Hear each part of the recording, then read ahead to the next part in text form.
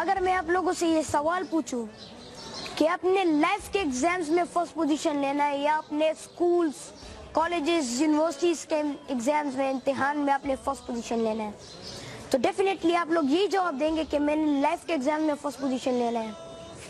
تو یہاں پر ایک نقطہ ایک پوائنٹ ہے کہ جو ماں باپ کے لیے میرا ایک میسج بھی ہے کہ اپنے خاص الخاص اس پر ذرا دھیان دیں, اس پہ ذرا فوکس رہے, احتیاط کریں کہ جس کو ایسا پوائنٹ ہے کہ پوری دنیا کے موٹیویشنل اسپیکر جس کو اگنور کر رہے ہیں, سکولز کالجز یونیورسٹیز کے پروفیسر اس کے ٹیچر اس کے پرنسپل اس پوائنٹ کو اگنور کر رہے ہیں.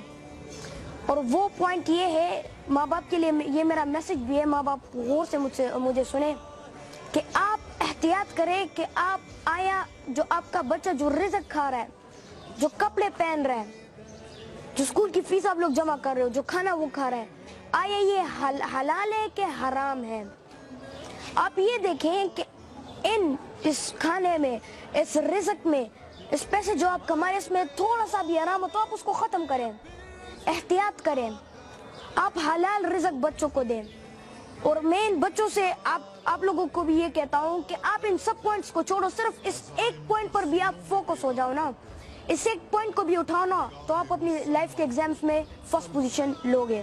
اس ایک پوائنٹ پہ اگر آپ متوجہ ہو جاؤ, اس ایک پوائنٹ کو آپ غور سے دیکھو, اس پر کام کرو, اور وہ یہ ہے کہ حلال رزق آپ کھاؤ.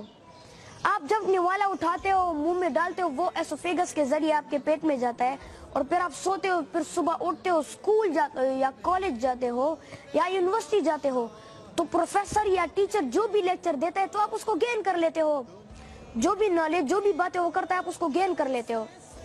آپ پھر جو لرننگ ہے وہ آپ کی تیز ہو جاتی ہے.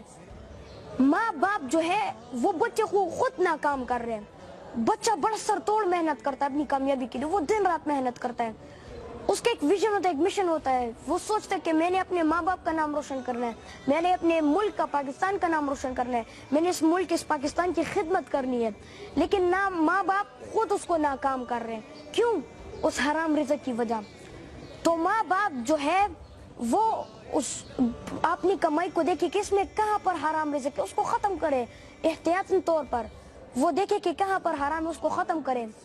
ایک واقعہ ہوا ڈاکٹر علامہ محمد اقبال کے ساتھ کہ جب بھی وہ رات کو پڑھتا تھا تو ان کی ماں ان کو ایک گلاس کا دودھ لا کے دیتی تھی, ان کی ماں ان کو ایک گلاس کا دودھ لا کے دیتی تھی, اور وہ اس کو پیتا تھا, وہ پڑھتا تھا اور وہ نالج گین کرتا تھا. لیکن ایک دن اس کی امی نے وہ گلاس کا دودھ نہیں لایا, تو ڈاکٹر علامہ محمد پریشان ہو گئے, حیران ہو گئے کہ کیوں نہیں لائے.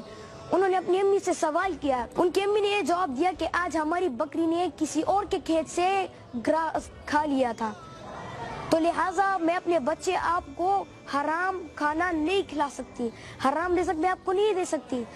تو اسی وجہ سے اقبال کا نام پوری دنیا میں روشن ہوا. اقبال کو صدیوں تک لوگ یاد رکھتے ہیں, ابھی بھی ڈاکٹر علامہ محمد اقبال کو لوگ یاد رکھتے ہیں. اسی وجہ سے وہ اتنے نالجیبل تھے, ان کے پاس اتنا نالج تھا. کیوں؟